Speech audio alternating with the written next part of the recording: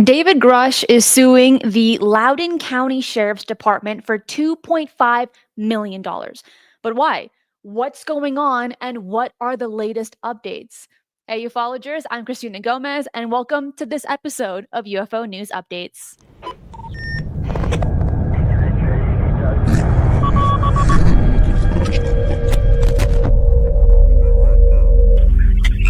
You're still going clear. Or what do you suggest?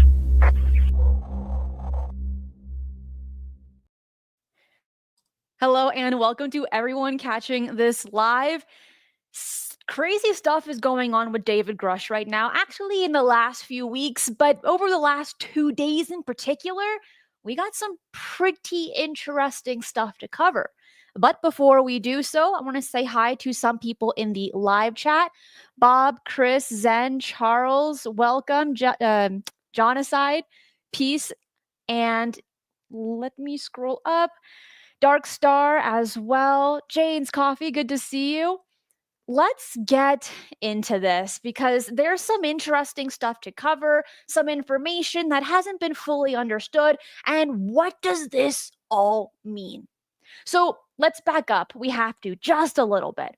Because just days after Grusch testified to Congress back on July 26th of 2023, Intercept journalists, this guy right here by the name of Ken Klipperstein, decided to file a Virginia Freedom of Information Act request for law enforcement records about Grusch's background. Now, Ken later admitted in a few interviews that he got vague tips from multiple people in the intelligence community, described as intel people and rank and file sources, telling him to look into Grusch's background. A little nudge here, a little nudge there, and well, you know how the rest goes. And specifically directing him towards his police records. Now, think about the timing here. Within 96 hours of congressional testimony that kind of embarrassed the Pentagon, intelligence community sources are already working to undermine the witness by pointing journalists towards his most vulnerable personal information.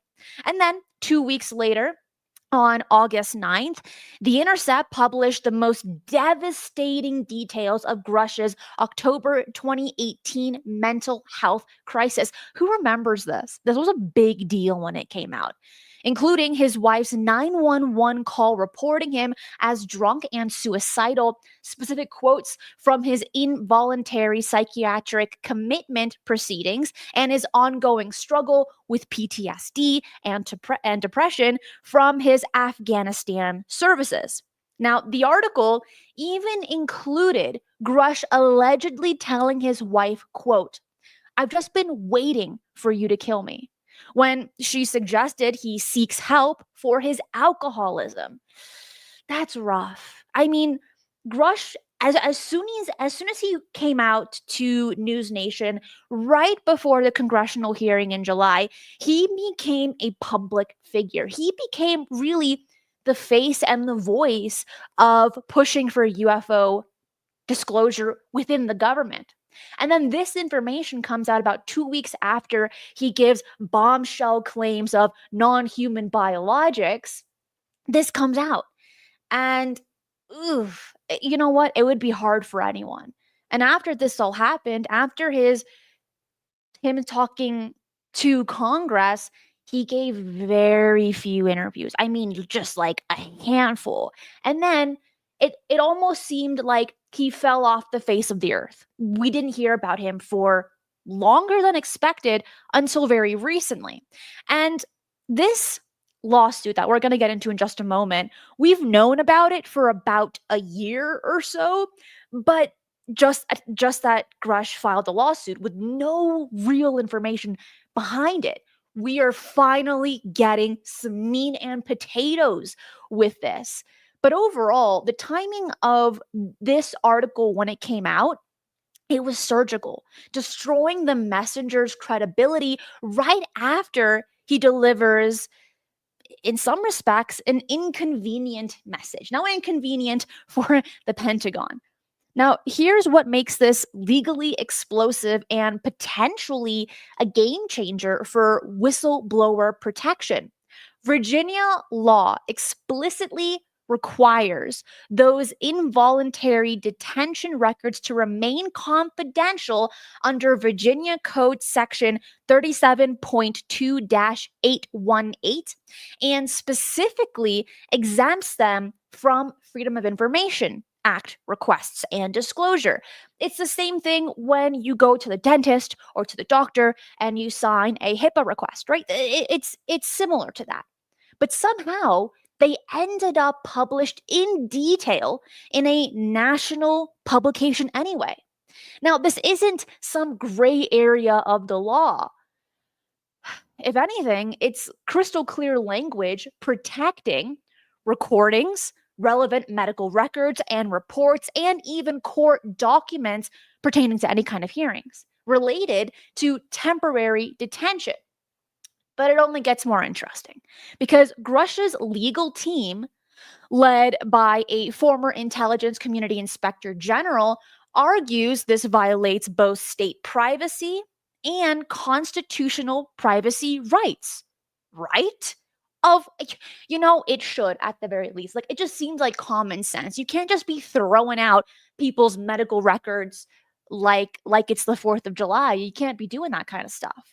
Legal experts are calling this case pretty strong because Virginia has a robust history of protecting medical privacy, with proceedings like the Fairfax Hospital versus the Curtis establishing the healthcare providers owe patients a duty not to disclose treatment information, creating a liability for these kinds of violations. And there's a few more similar to this one. This shouldn't be something that should be trampled upon. And yet, in this case, for David Grusch, it was.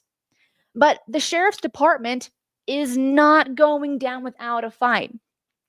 The department said, I don't know what you're talking about. What do you mean? Us? We released it? No. Well, now we're getting into the lawsuit part because this sheriff's department doesn't want to pay $2.5 million in quote damages. Then again, who does? Really nobody. And their defense strategy reveals how government agencies try to wiggle out of these privacy violations.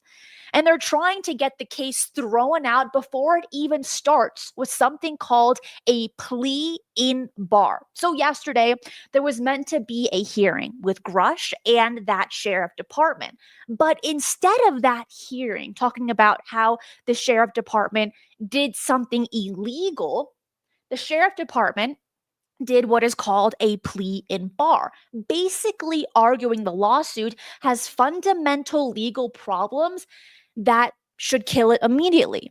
And maybe this is a probable idea that they're probably claiming that they had legal immunity to release the records, or that the information wasn't actually protecting medical information, but just regular law enforcement documents, or maybe even that Grusch waited too long to file the lawsuit under these sorts of limitations. Now, that's speculation. We do not have a full answer as of yet. This story is unfolding right before our eyes. But the distinction between whether these were medical records versus law enforcement records becomes crucial here. Because while medical information is heavily protected, police reports often have much weaker privacy protections. This is why we're able to get those dispatch calls from policemen that have seen UFOs, which we've covered here quite a few times. This is why air traffic control can have their communication released as well, like the O'Hare incident in that UFO sighting, right? That's more lenient. That is easier to release. But the medical documents part, it's a little tough.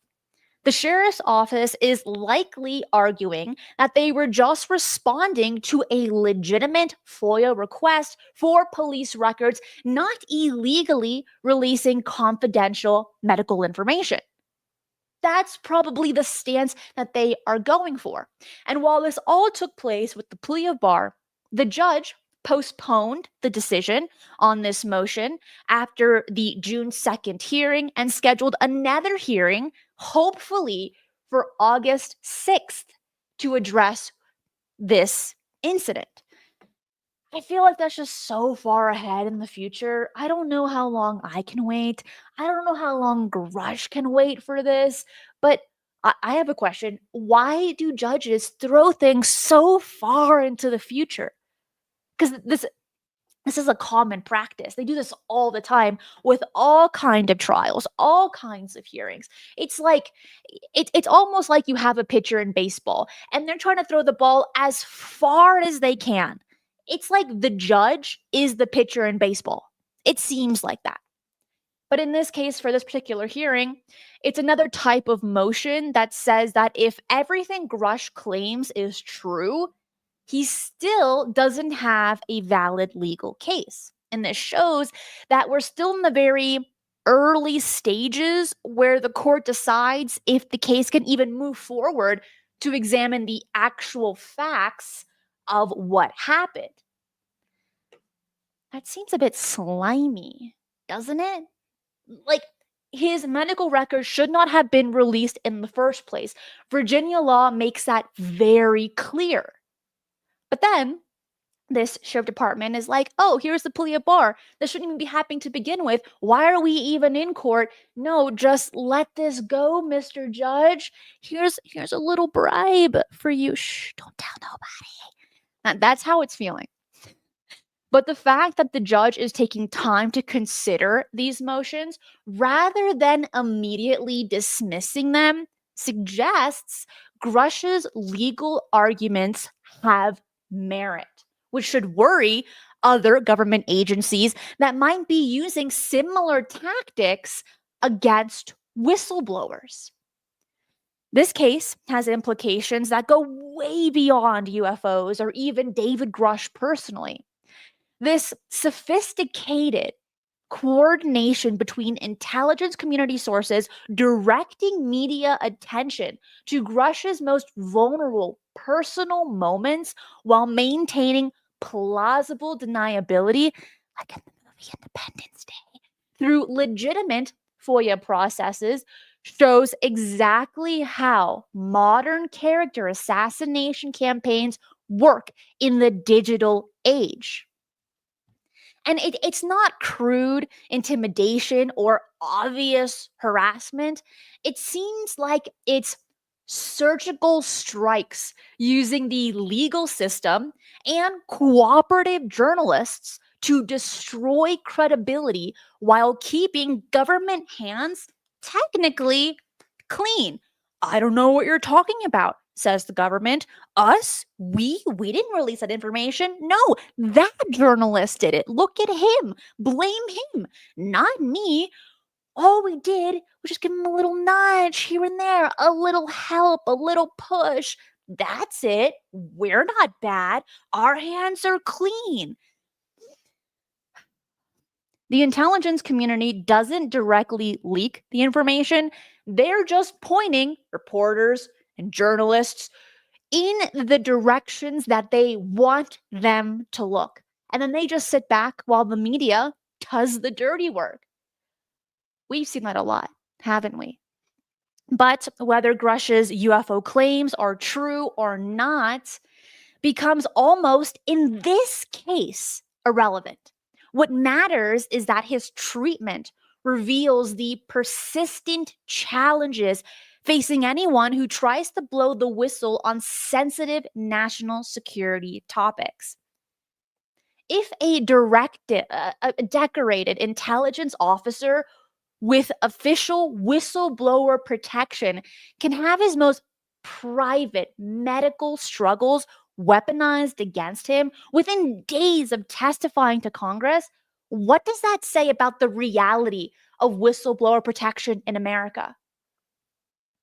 And I'm asking you this, those catching this live, those that are watching this on replay, let me know in the live chat, let me know in the comments as well. What does it say about the reality of whistleblower protections in America? And that $2.5 million lawsuit represents more than just financial compensation for Grusch, which is nice to have in your pocket, but there's more to that. It's an attempt to establish legal boundaries that could protect future whistleblowers from similar character assassination campaigns. And the outcome might likely influence whether other insiders are willing to risk their personal privacy and mental health history becoming this public figure for speaking truth to power. Grusch really set the stage, set the foundation of, hey, if you come forward, if you share any kind of information that goes against the narrative, you're going to be picked on, you're going to be bullied, and you're going to be harassed in every way, every corner possible.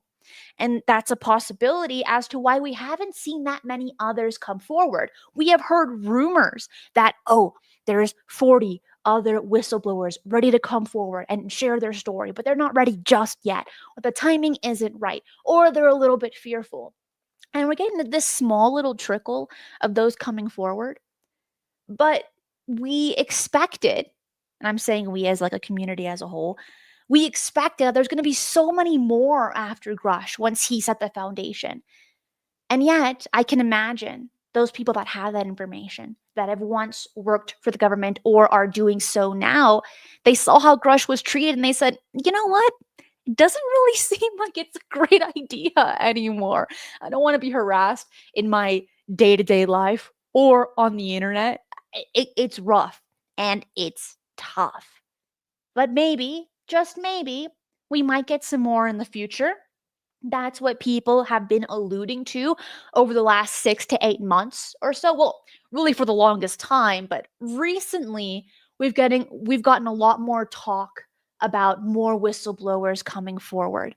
But also that $2.5 million is something worth focusing on. That's a lot of money. My question is, what made him or his lawyers and attorneys think that's how much we should ask for? That's how much it was in damages. How did they come up with that number? Either way, if he wins, that's great for him. But it's unfortunate that everything revolves around money. And yet, money talks. Follow the money trail. How many times have we heard that? All the time. But as I had mentioned a little bit earlier, it's not just about the money. It's not just about the lawsuit. It's keeping those boundaries, keeping those that want to come forward protected, that you can't just be throwing medical records left, right, and center just for funsies. There's going to be consequences, and it's probably going to hurt the wallet pretty darn bad. Those are the latest updates with David Grusch on this lawsuit. At the moment, the information is limited. When more information comes forward, you can find it right here on this channel, as we are constantly keeping you up to date as to what's going on. But I got something else for you, something that kind of snuck between the cracks. And AARO released a video and they debunked it. They're like, this is what it is. But sometimes their eyeballs aren't really that great. And after I read the comments about when this video was released, which it came out on June 1st, the comments said, no. That is not the explanation. That does not look like how AARO described it. I'm going to share that video with you. There it is. Take a look at this. And while you are doing so, I'm going to give you a little description as to what AARO wrote on their website. So here they say that with very high confidence that the object depicted in the video is almost certainly, with about 95% likelihood, a consumer grade reflective foil balloon. And AARO bases its assessment on the object's strong consistency with other resolved imagery depicting balloons and its behavioral coordination with recorded wind speed and direction during the event. But here's the crazy part. We got almost no information on that, except that little brief statement.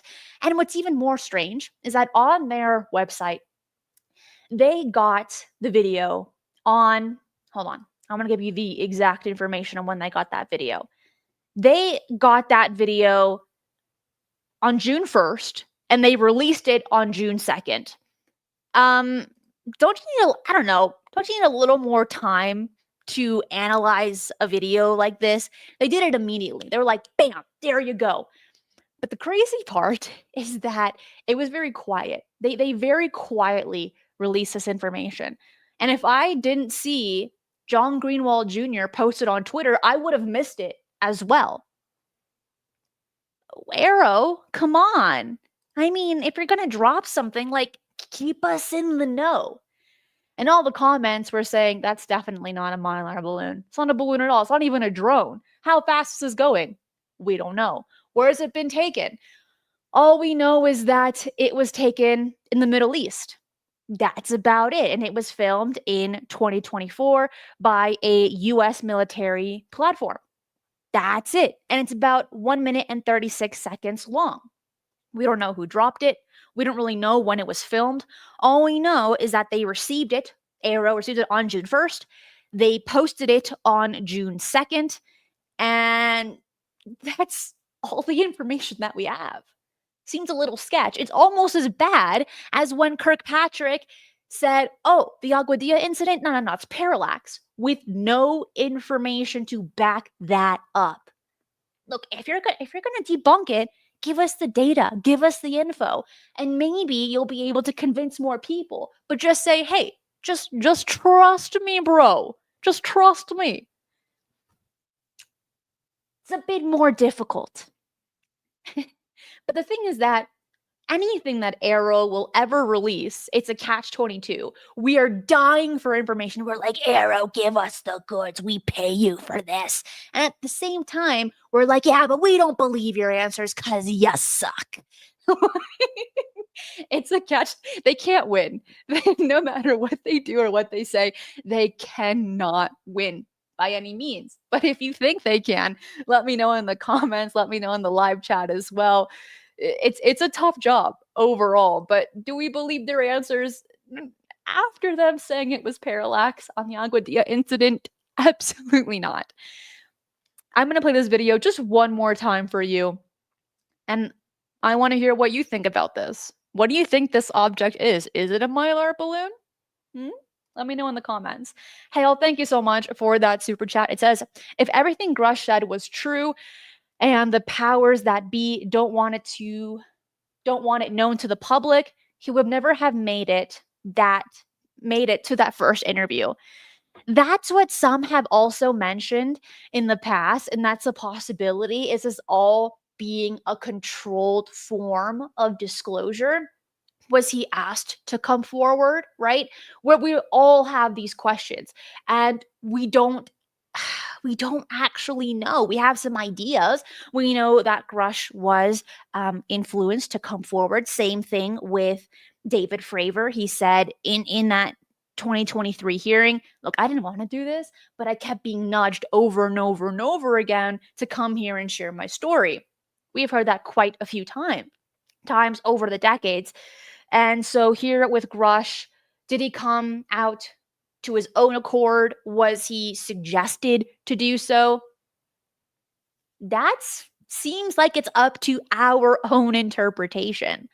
Bob, thank you for that super chat. It says ramen donation. A good bowl of ramen is the best. And it's always really good at midnight or 1 a.m. It just hits different. It's like a glass of water when you're super thirsty and you're sleeping at night. You wake up, you're like, the Sahara Desert, and you drink, you're like, wow, this is the most sweet, delicious cup of water I've ever consumed in my entire existence. It's like that. Ramen at 1 a.m. Give it a shot if you haven't. So I'd like to hear what you think about what's been going on over these last few days with Grusch, with this latest AARO dropping their video. Let's hear it from you. DM says, cut back on the carbs. What? Are you saying something without saying something, DF? I mean, just tell me, okay? Just playing with you. And also, no. This girl loves carbs over here. So good. And ice cream. Yeah. Delicious stuff as well. Les says, military grade Mylar. Is that what you think it is? You know what? That's what they're considering. That's what AARO is stating. But do we even believe their responses and their answers? That's up for you to decide. Zen says this video is sped up, I guess. That's the video that came directly from the website. I don't know if it's been sped up. We don't even know if only the jet or the plane is moving while the balloon is stationary or vice versa. We have practically no information. And that's the frustrating part. A lot of times when civilians have UFO sightings, they are documenting everything. The time, the date, how big it was, about how fast it was, right? Like just by eyeballing it. Here, we have nothing. That's a little sketch for me, at the very least. So the lack of information makes me nervous. It's like there was a video that was published about a UFO sighting in Guatemala. There were a lot of articles that were written about it. I look at the original video. There is no information. Like literally in the description box on YouTube where the video was posted, no information at all. And I thought, no, that is sketchy. I don't like that. We need some data of some kind, right? JB says zero faith in AARO, near zero faith in Luna and the UAP caucus at this point. It's disappointing that we haven't gotten a lot of data from Luna's task force. We did get that briefing, but there is with the UAP disclosure fund, but there is a very big difference between a briefing and a hearing. A briefing is just a roundtable, people just casually talking. A hearing is under oath. So it's sad that it was just a briefing, and then the skiff and the hearing have been postponed for we don't actually know when. There were some ideas and or rumors that'll take place later in June, but the way that June is turning out, we've gotten no data so far. I'd like for there to be another hearing, but we have no data on it yet, which is rough. It really is. And I'm scrolling through your comments. Hello, everyone catching this live. Great to see all of you. Bob says, jet-propelled Mylar drone balloon. Oh, that's funny. It's almost as good as swamp gas, but nothing beats the explanation of Venus. My all-time favorite UFO explanation. No. What you saw, what you were chasing at incredibly fast speeds, it was Venus. How stupid do you think we are? That one really hurts the intelligence. And yet it is so funny when I hear it from a few decades ago to present day. No. It was Venus. Now we have mysterious drones. It just is not really very cool. It's not cool. Swamp gas was kind of cool. It's a cool explanation. Mysterious drones, wah. Lame. It's boring. Give us some funny stuff, right? Like seagulls, reflective seagulls. That's funny. I like that one. But not mysterious drones. Swamp gas. Good. Or an owl sitting on a tree trunk. Also funny. Like that one too. Thanks, J. Allen Hynek. Well, that is it for today's show. If you enjoyed it, hit that like button right down below and subscribe if you haven't already. I will catch all of you guys next time. Be safe and remember, keep your eyes on the skies.